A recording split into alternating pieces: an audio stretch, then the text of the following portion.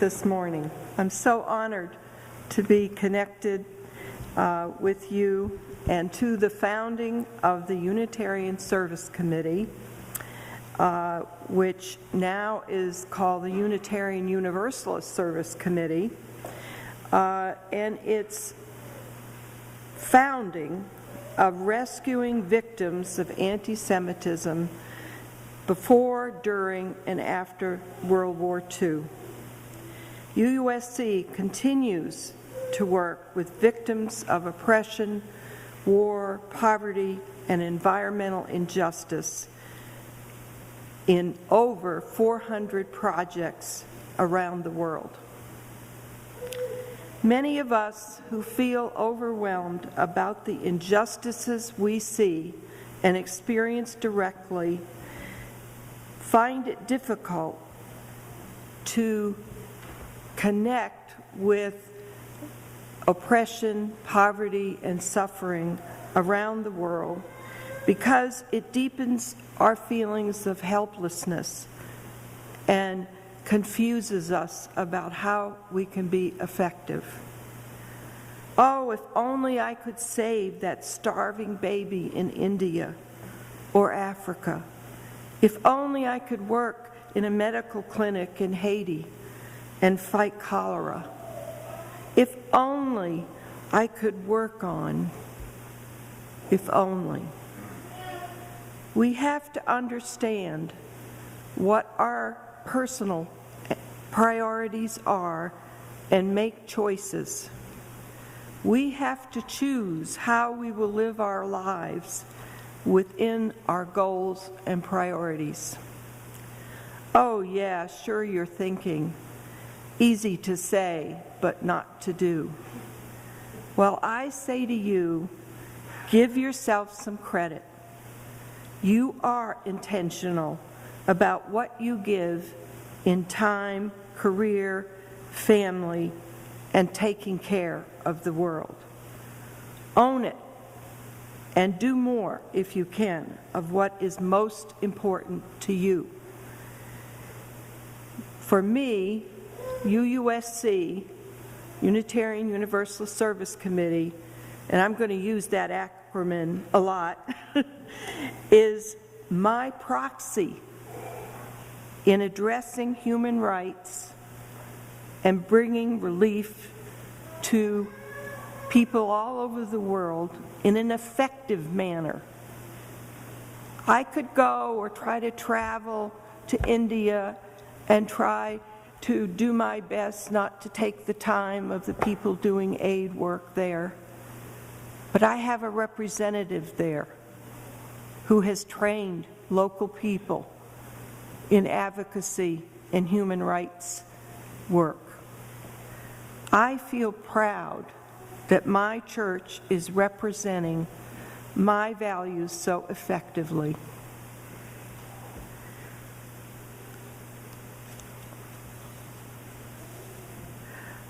I am reluctant to say that in my role and in my husband Dennis Brunn, are both liaisons to UUSC in the past, and feel somewhat frustrated by our inability to convey in enough ways so you can really hear and feel like you're connected to the service committee.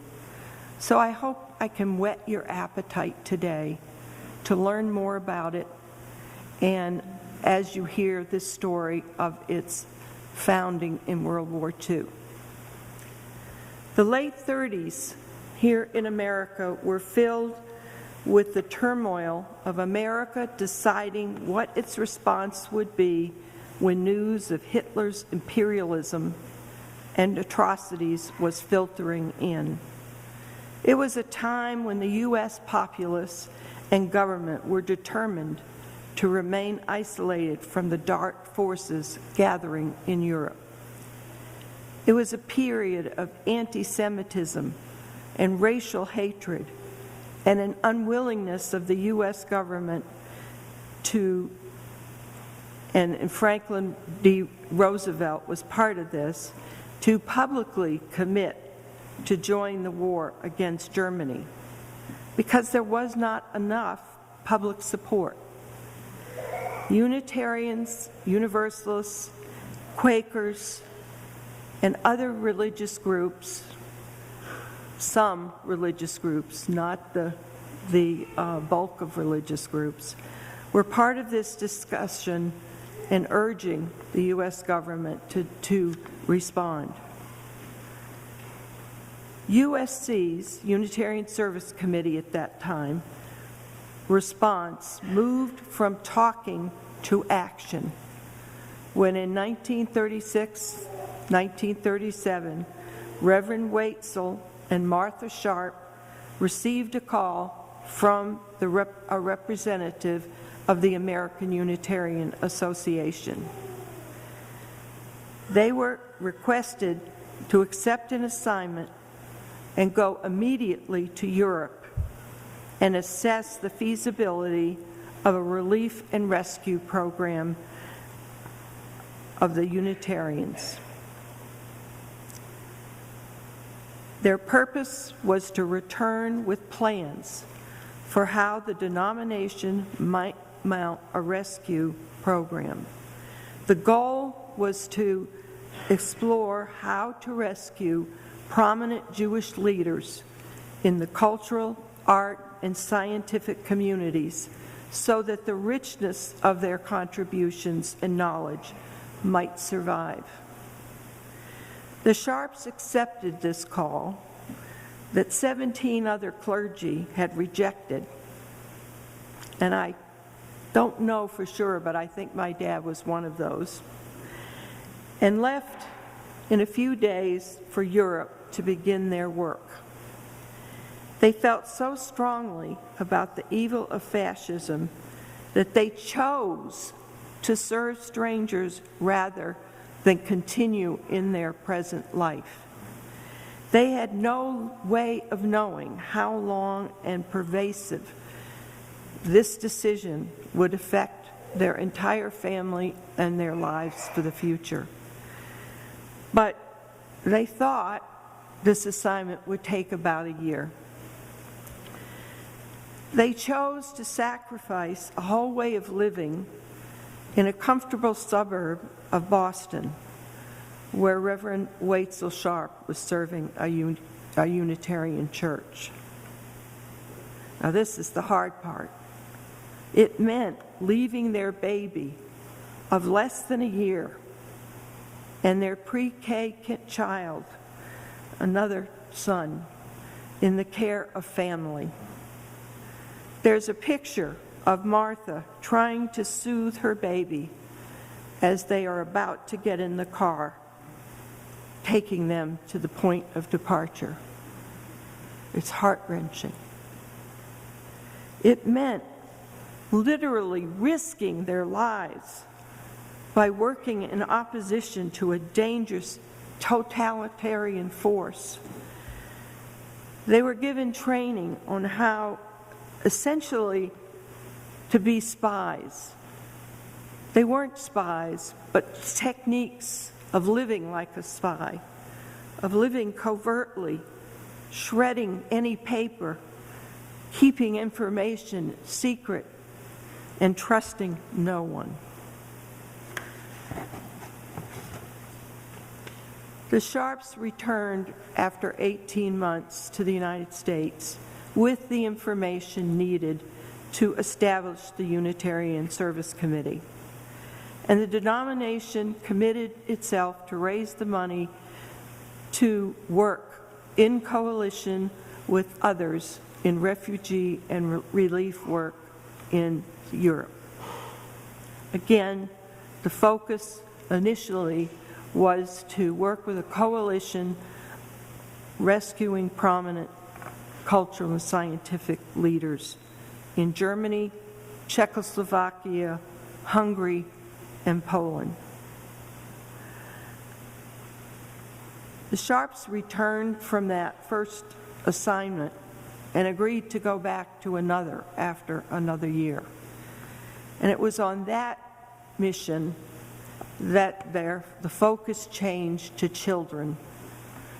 mostly under the force of Martha Sharp's determination to save as many children as possible from death in concentration camps.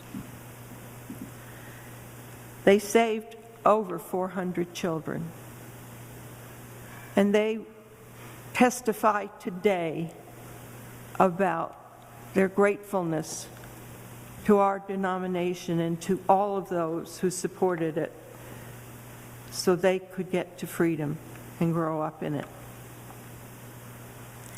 This history is all very personal to me, as I was privileged to grow up hearing the details of the founding of the Service Committee and the results of it through my dad, Reverend Edward Cahill. He served as the acting director of the Unitarian Service Committee in the States when the executive director was overseeing the work of the committee. He raised money by educating people throughout the United States in our UU congregations and on the radio and in public forums about what was going on in Europe and the need for relief and rescue.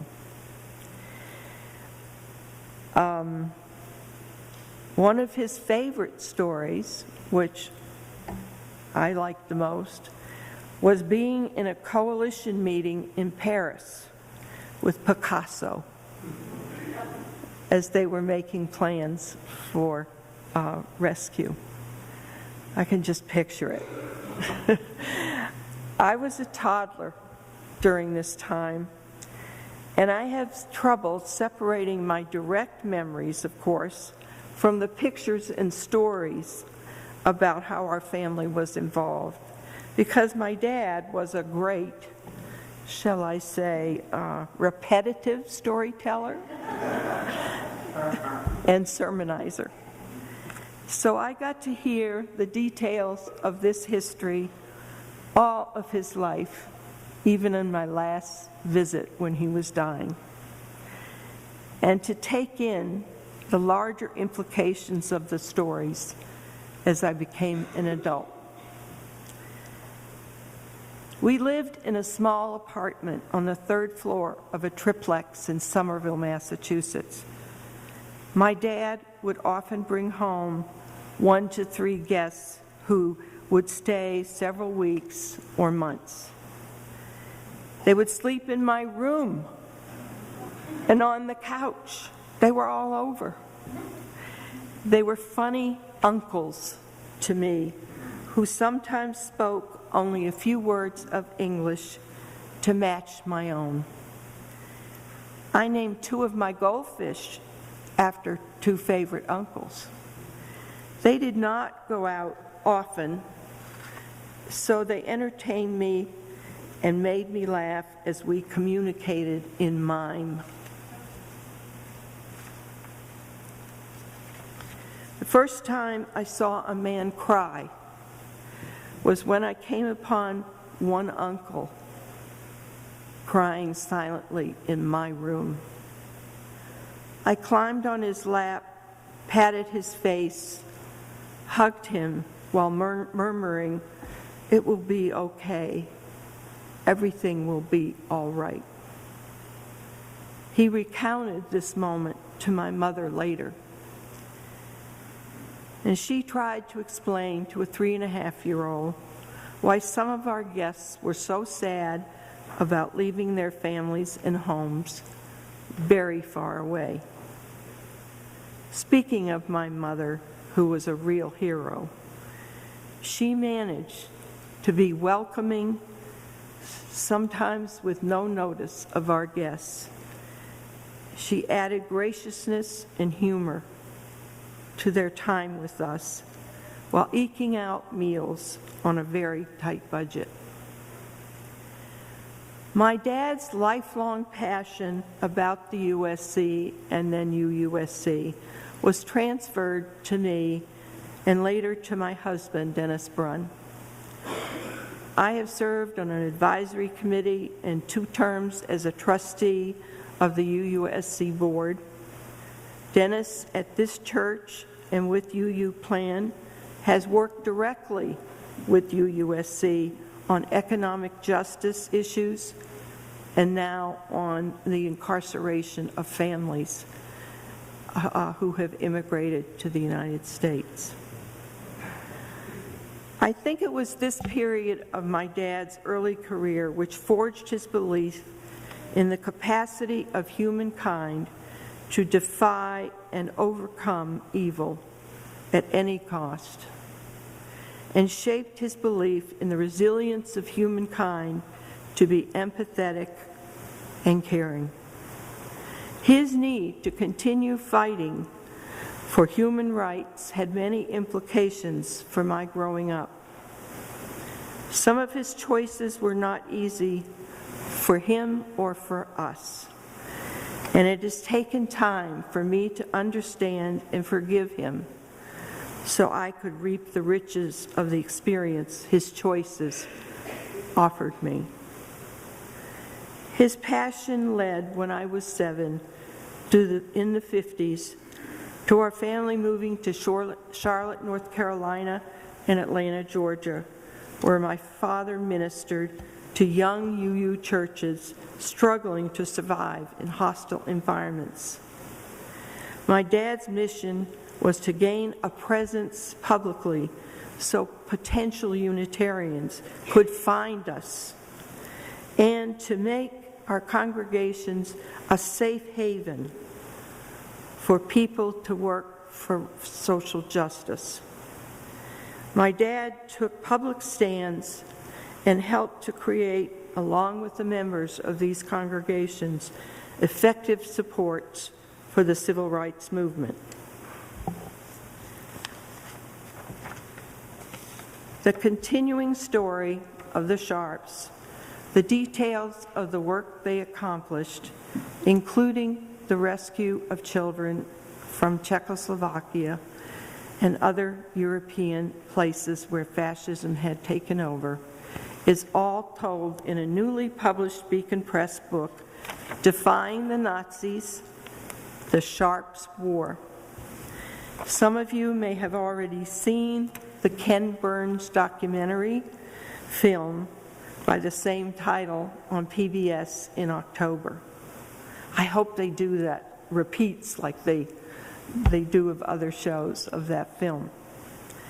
In it, it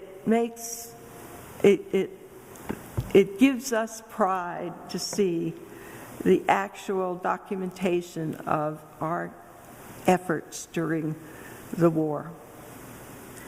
And it makes the connection between those actions and our continuing commitment to work for human rights and to relieve the sufferings of its victims, of the violation of human rights. So I hope that you will want to learn more. We'll go to the website, which is very simple, uusc.org, and look at all of the exciting projects that the UUSC is helping through its grant process and its technical support, and learn about how the UUSC works. And the best way to stay on top of what's happening at the USC as an individual is to support it directly, in addition by becoming a member and in making a contribution through Share the Plate today. I want to end with this thought. As small as the Unitarian Universalist denomination is in the context of the United States, we are a mighty force for justice throughout the world, and we are part of it.